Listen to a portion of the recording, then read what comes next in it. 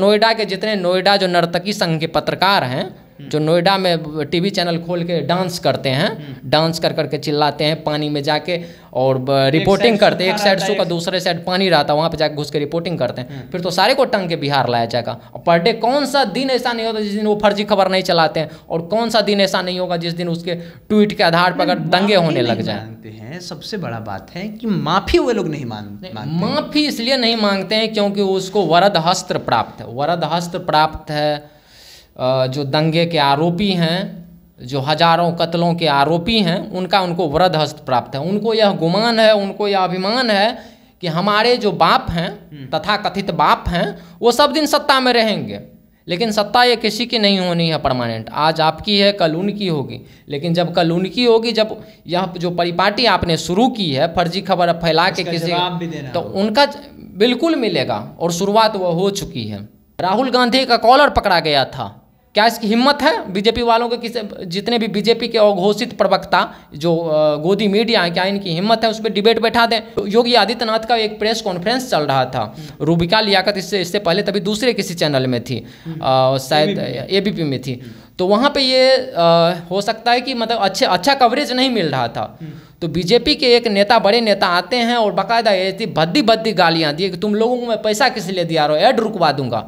बाकायदा वहाँ पे पूरी टीम उसको माफ़ी मांगे। तो यह सब जो खेल चल रहा है झूठ फैलाने की, झूठ की खेती, नफरत फैलाने की, बस यह इसलिए चल रहा है क्योंकि मुझे ऐड मिले, हमारी कंपनी का रोजी रोटी चले। तो मैं नहीं चाहता था, कभी मैं नाम भी डाल सकता था जो मुझे यह सारी बातें बताया। लेकिन पेट पे लात मारना गलत है, क्योंकि उन लोगों का सैलरी 30-35 हज़ार है। 30-35, 20-25 हज़ार वालों की कि मैं क्या नौकरी खाऊं? नौकरी ही खाना तो वैसे लोगों की खाओ जो फर्जी खबर से चला रहे हैं। रूबिका लियाकत करोड़ों की पैकेज लेके यहाँ पर आई है, झूठ फैला रही है। लेकिन झूठ की खेती आप कितने दिन कर पाएंगे? आज ना कल तो आपका भेद खुलेगा। भारत के कुछ पत्रकार जब भी भारतीय जनता पार्टी के नेताओं के साथ कुछ होता है, या लाठीचार्ज हो जाए, या हार्डकोर हिंदुत्व के साथ में कुछ हो जाता है, तो पता ना उन लोगों को क्या हो जाता है। वे लोग इस बात का रट लगाने लगते हैं कि देश की स्थिति ठीक नहीं है। अभी हाल ही में भारतीय जनता पार्टी के नेताओं के ऊपर में लाठीचार्ज हुआ बिहार में। कारण ये था कि वो लोग छात्र के हित के लिए, शिक्षकों के हित के लिए सड़क पर उतरे थे। उसमें मिर्ची भी फेंका गया था और वहाँ पे कथित तौर पे एक कार्यकर्ता की मौत हो गया था जिनका नाम विजय कुमार सिंह था। और विजय कुमार सिंह की मौत हो जाने के बाद में भारत के एक पत्रकार ने यहाँ तक कह दिया कि उनको इतना मारा गया कि उनके तस्वीर को हम सोशल मीडिया पर नहीं दिखा सकते हैं, ब्लर करके दिखा रहे थे। और एडिटर से तक झूठ बुलवाया गया, एक्सेप्ट कराया गया, एडिटर ने आकर के कहा भी। और उसके बाद में हुआ ये कि उसके अगले दिन जब ये सब कुछ डिबेट हो गया, उसके अगले दिन हुआ ये कि रूबिका लियाकत माफ़ी मांगो करके ट्विटर पर ट्रेंड कर रहा था। 2 नंबर तक ट्रेंड किया। ट्रेंड कराने वाले जो लोग हैं उनमें से एक व्यक्ति हमारे साथ है, आलोक चीकू है। आलोक चीकू से जानते हैं कि ऐसा क्या हो गया इतना बड़ा कि आप लोग पूरे भारत में 2 नंबर पर ट्रेंड में ला दिए थे रूबिका लियाकत को।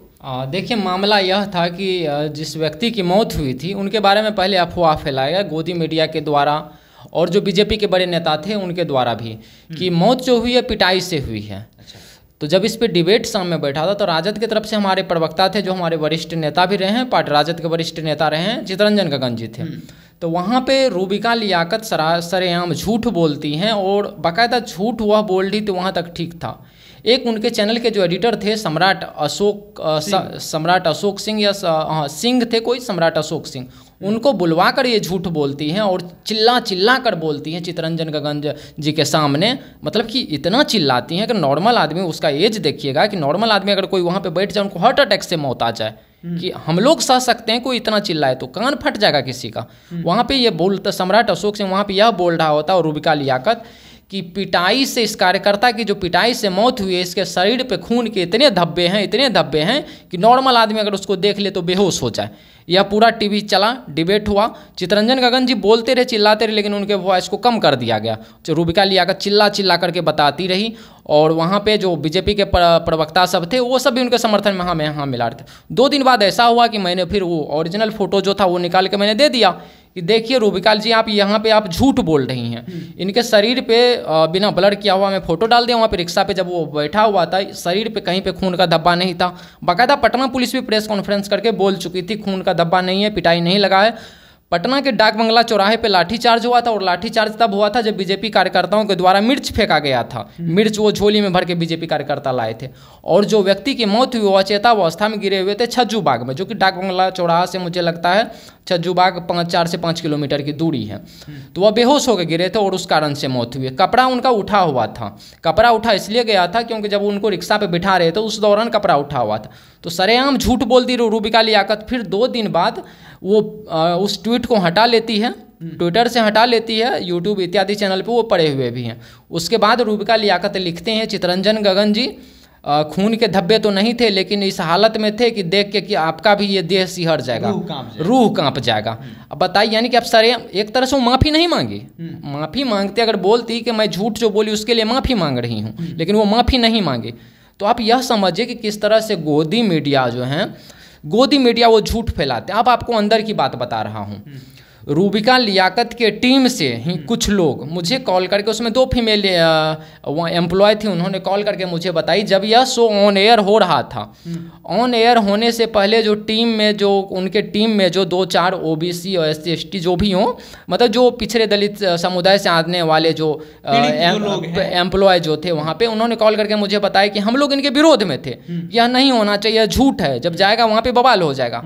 लेकिन जो सवर्ण एंकर वहाँ पे थे, जो एम्प्लॉय जो सवर्ण थे उस टीम के, उन लोगों का यह कहना था कि नहीं, हंगामा होगा तो इससे ज़्यादा TRP मिलेगा, आप चलने दीजिए। मतलब TRP के लिए कुछ, TRP के लिए कुछ भी। अब बताइए, मैं डालने के लिए कॉल रिकॉर्ड डाल सकता हूँ वहाँ पे, मेरे पास कॉल रिकॉर्ड है, लेकिन अगर मैं उनके चैनल के लोगों का कहना है, हाँ, उनके चैनल के लोगों का कहना था कि हम लोग कुछ लोग टीम से विरोध में थे कि फर्जी खबर नहीं चलाना है, लेकिन ज़बरदस्ती वो इसलिए चलाई क्योंकि TRP जाएगा।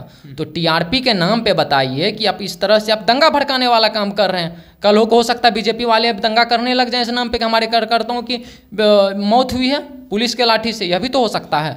लेकिन फिर उसके बाद भी माफ़ी नहीं मांगी, तो मजबूर हो करके हम लोगों को इसमें कि हाँ, एक और इसमें बात है कि यह ट्रेंड जो था ट्विटर पे, जो ट्रेंड चला था, यह केवल मेरा प्रियांशु कुशवाहा का ही नहीं था, इसमें सारे लोग शामिल थे। क्योंकि कुछ लोग बधाई दे रहे हैं इसलिए कि ट्विटर ट्रेंड में केवल आप दोनों का योगदान है, तो केवल ये मैं क्लियर कर देना चाहता हूँ, केवल हम दोनों का योगदान नहीं था। इसमें बहुत सारे हमारे कांग्रेस के साथी भी थे, मोनू झा थे, प्रतीक पटेल थे, दुर्गेश भाई थे, किंग यादव थे, जिसाने लड्डू थे, दिवाशंकर थे, ऐसे ढेर सारे साथी थे जिनका हो सकता है मैं नाम अभी मुझे याद नहीं है। सैकड़ों हजारों लोग थे, मोनू भाई इत्यादि कांग्रेस के जितने भी लोग थे, उन लोगों में जो समाजवादी सोच वाले हैं, जिनका मानना है कि फर्जी खबर नहीं मानते, जो संविधान को मानते हैं, वे लोग थे। मतलब ऐसा नहीं किसी पार्टी विशेष है, बीजेपी के भी कुछ लोग इसमें शामिल थे कि हाँ भाई, इस चीज़ों से जो अफवाह फैलता है, क्योंकि देखिए सत्ता जो है, सत्ता सब दिन नहीं रहनी है, सत्ता आज इसकी है कल उसकी है, चाहे किसी की भी, चाहे किसी ज़्यादा दिन नहीं, 5 साल रहेगा, 10 साल रहेगा। लेकिन आप जो ये फर्जी खबर चलाने की जो परिपाटी आप शुरू किए हैं, यह तो सब दिन आपके वहाँ पे मौजूद रहेगा। हो सकता है कल इसी आधार पे दंगा हो, तब आप कहाँ माफ़ी मांगेंगे। और यह आप जो फर्जी खबर चला रहे हैं, जिस तरह से आप कल हो कि आप पे अगर फर्जी खबर के आधार पर अगर मुकदमा होने लग जाए, जिस तरह से दूसरे, क्या आपकी हैसियत है कि आप यूपी में जब पत्रकार को सरेआम पीटा जाता है केवल मिड डे मील की खबर दिखाने पर, आप उस पर खबर चला दें?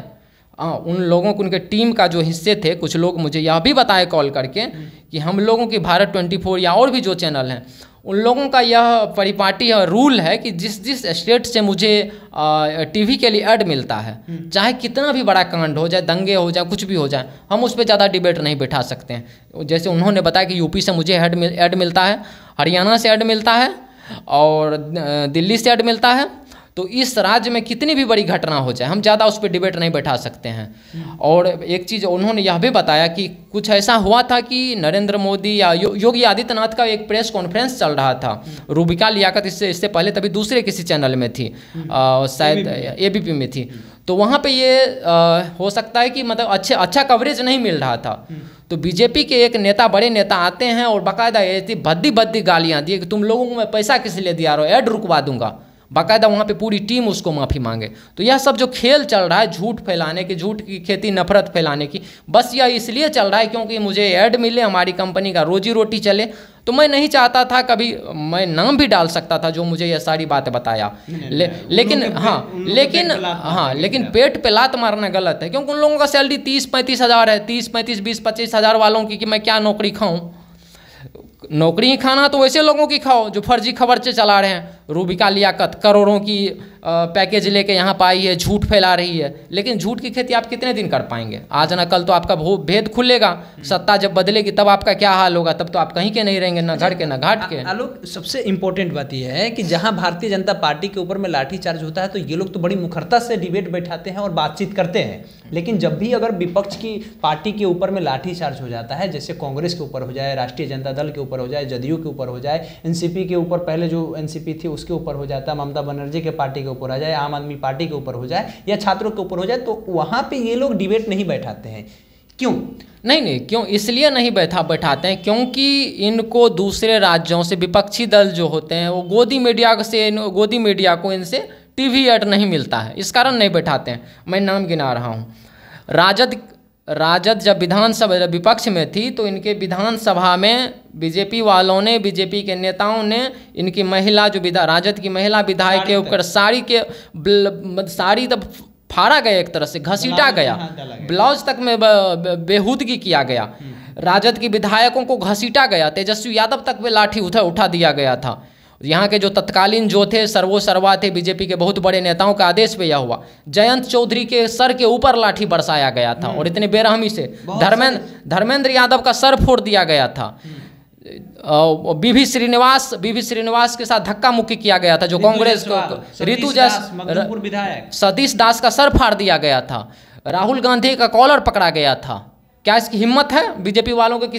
जितने भी बीजेपी के अघोषित प्रवक्ता जो गोदी मीडिया है, क्या इनकी हिम्मत है उस पर डिबेट बैठा दें कि राहुल गांधी? अघोषित प्रवक्ता कह रहे हैं, मतलब जो भी मीडिया है उनको? नहीं, इसलिए मैं बोल रहा हूँ अघोषित प्रवक्ता, क्योंकि इन लोगों का काम ही है कि आप जब किसी दिन आप टीवी मैं देखता हूँ, कभी कोई ट्विटर पर आ जाता तो मैं देख लेता हूँ, कभी आप गौर से देखिए बीजेपी प्रवक्ता के पास अगर सवाल खत्म हो जाए, बोलना उनका खत्म हो जाते हैं, तो बाकायदा वहाँ पर रूबिका लियाकत, अभिषेक उपाध्याय बतौर बीजेपी प्रवक्ता शुरू हो जाते हैं।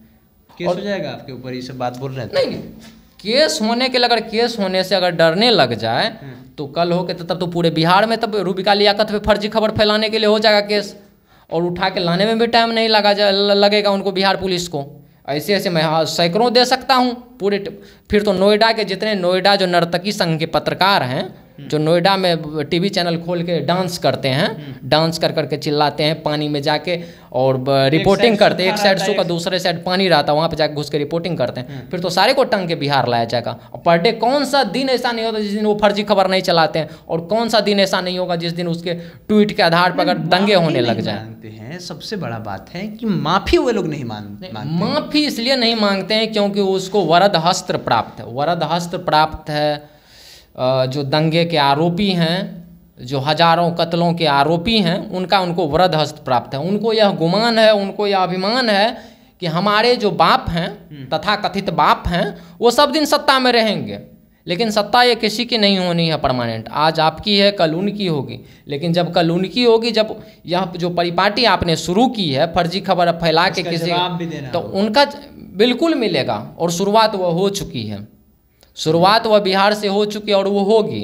तो अभिषेक उपाध्याय हों या फिर जो भी लोग हों जो फर्जी खबर, अभिषेक उपाध्याय का मैं बता रहा हूँ, अभिषेक उपाध्याय ही वही व्यक्ति है जो किसी एक राज्य की महिला के बारे में यह वो बोला था कि अंगूठा छाप है।